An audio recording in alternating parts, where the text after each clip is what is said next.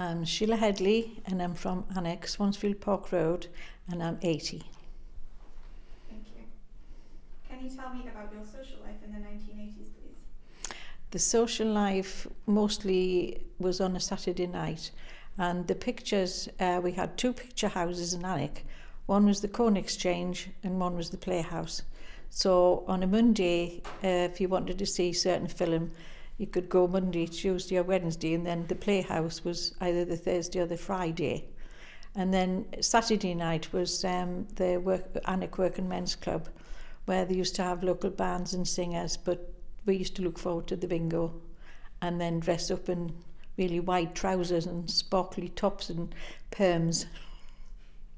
And that was just about it, I think, but we look forward to the dancing, and which was the jive and so things like that, and looked forward to like Prince and Adamant and bands like that, which have the music for. Who was your favourite musician? Well, I was rather the classical side, which was very good, but I think I liked Adam and the Ants. Yeah. I liked all the music, really. I did, because I had 3 daughters and each one liked different music, so I was involved with 3 different lots of music. So my eldest daughter liked all the loud heavy metal and things like this. The middle daughter was Adamant, and then the youngest daughter, she was like me. We just liked any kind of music depending on what we had that day. Can you tell me about your housing? So where you lived, who with, where, and what type of house was it? When we went to Australia in 69 and we came back in 73, and then we lived in with my mother-in-law in St George's Crescent for 3 years, and then we came to live in Swansfield Park Road. But the housing we had to do ourselves, and there was the old gas lanterns, and there was an old couple that was in the house, and then the council never used to help you in any way. You wanted that house. Well, we did desperately, because we had three daughters and a boy, and it was a nice big house in the older buildings, which was built in 1920, and it was lovely big bedrooms then and a lovely big garden. So we took it and said, right, we'll build it up ourselves. And so we moved in and we did a lot of the work. Then it was a council house at the time, so we waited till the council modernised it in 1979 and 80, and then we had to wait a year, and then luckily we both had jobs, so we bought the house for 16,500 in 1982, and then that was it from there. And that street in Swansfield Park Road, there was only 2 houses that was owned by people. It was all a rented property by the county council. And then nowadays there isn't any. Every house has been bought because it's such good construction, lovely big gardens, and it's a really nice street to be in. And we've got some lovely neighbours as well that we never live in each other's houses, but we know as through the years that we're there for each other, and it's a really, really nice street to be in. Also, it's handy for going shopping because it's 5 minutes down the cut if you want to walk. Also, it's up on the moor, which is fantastic, 10 minutes that one way, and then just 10 minutes by car down to the local beach. So it's a very central, very, very nice place. And then in the 80s, the Alnwick Hospital was a fully ongoing hospital that you could go and have anything, little operations done then. Then you were to the Ashington, because Cramlington wasn't built then. Ashington was every operation, unless it was very, very severe, and then you were sorted to the RVI. Hopefully, lucky I wasn't then, them days, so I was a very healthy person.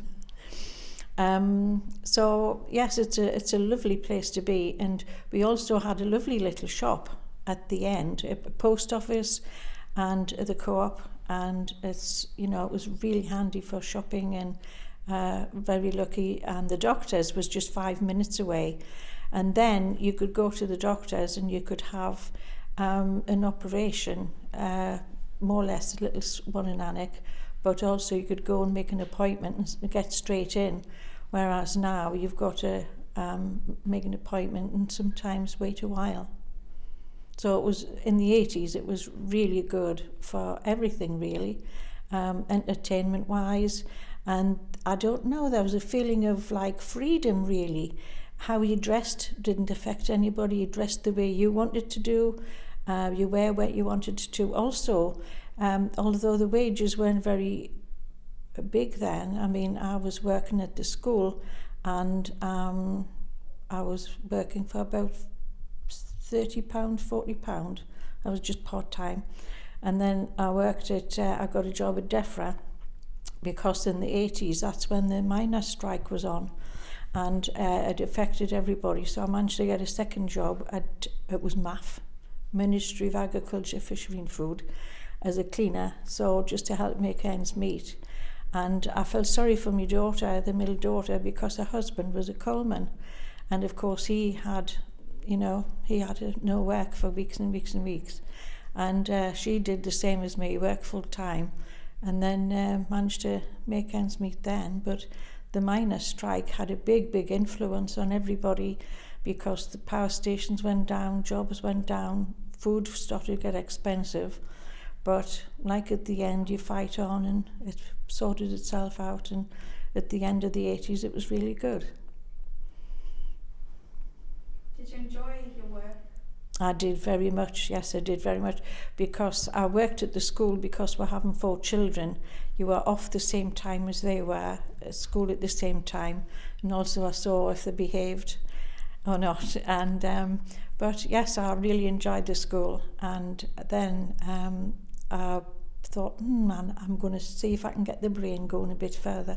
Then I got a job at MAF, then it changed to DEFRA. And then the foot and mouth came along. Then they said, would you like to go in an office and help? Because I've heard I've helped you out in the offices for the messengers. And I said, yes, I will. So I got a job in the office, and which I loved very, very much. And then I went in the first day, and they said, there you are, Sheila, there's a computer. And I says, excuse me? I don't know how to switch a computer on. And she says, I'll show you. So I switched the computer on, and I absolutely loved it. That was my thing then. And then, so I finished at the school, and then I worked in the office at DEFRA, and that's when I retired, till I was 65. I really, really enjoyed the office work very much. What are your memories about the miners' strike and the industrialisation action at the time? The miners' strike, it was because it hit every household, not just through power cuts, but the price of food going up. And then there wasn't any help in social services. If you didn't have a job, you just hadn't any help at all. And it was learned to make ends meet by, you know, I liked cooking.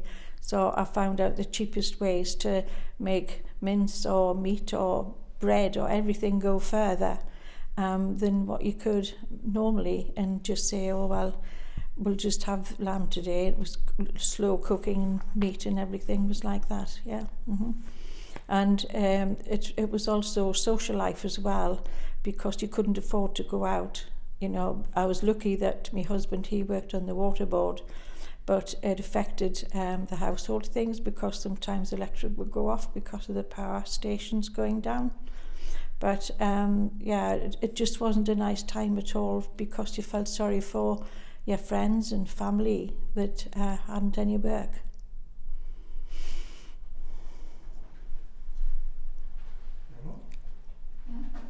And why did speak to Georgia when they asked the question? So why do you think the miners' strikes came about? Because the miners, I believe that they, according to my uncles and my grandfather, that there were not a lot of safety privileges going on at the time. Safety was still in the old people's time, where, you know, it was very, very not safe at all. And also they didn't get enough money for the time that they spent down the pit. It was very, very hard work, and they weren't getting enough money for what they were doing. So what they were doing was a very, very hard job. So what they did was just say, right, we need more money for the work we do, because a lot of people were doing lighter jobs and easier jobs for more money than the hours they did when they were working down the pit. So they needed a lot more money to make ends meet of their jobs, houses, you know, clothing their children. And they said, right, I think enough is enough. Also, I believe there was the Prime Minister at the time, you know, he was trying to take more and more and more and say the end, and they said, no, right. So then, of course, the union started coming a big thing then, and saying, right, the union man comes in and said, right, come on, lads, we'll get you some more money. And I believe, what I was thinking anyway, that, come on, we'll get more money. So they went on strike. They tried a strike, I think, months before that, and it just lasted a day or a couple of days, and they went back because their wives probably saying, no, you can't, we need more money. But I think in the long run, the men seen that say, no, come on, lads, we're going to strike. And they did in a big, big way. And because they did really, really work hard, what they did was absolutely unbelievable. So I'm pleased they did stay out that strike and fought it to the end, and good for them. You said that it affected one of your son-in-law? Me middle daughter. It affected my middle daughter because her husband was a coalman, and she had 2 children, and she said, right, I'll just have to go and work full time, and he stayed in the house because he was the coalman and they couldn't get coal to deliver to anywhere. So it affected, as I say, family as well as friends and just neighbours too, that it just really, really hit the barrel and said, we need to work and really strike hard and we get the money. But on the other hand, children really suffered really, really bad. And it was a long, long thing that they did, but they did it worthwhile in the end. Has anyone got any questions that they think you want to ask on the back of that? I've got another one. Think of anything very good when you go past. What do you think is the difference between being a young person back then in the 80s and being a young person today, Sheila?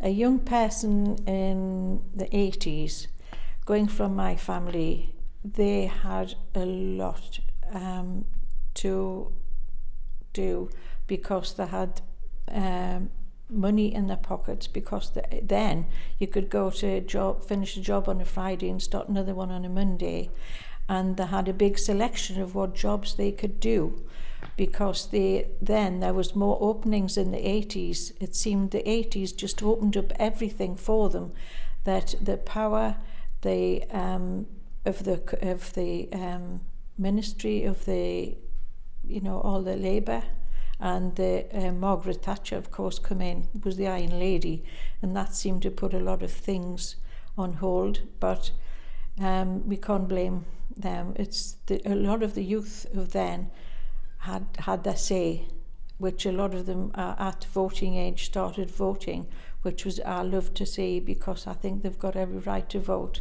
as well as anybody else, and there were more freedom with their speech as well as what they did, and the jobs for then.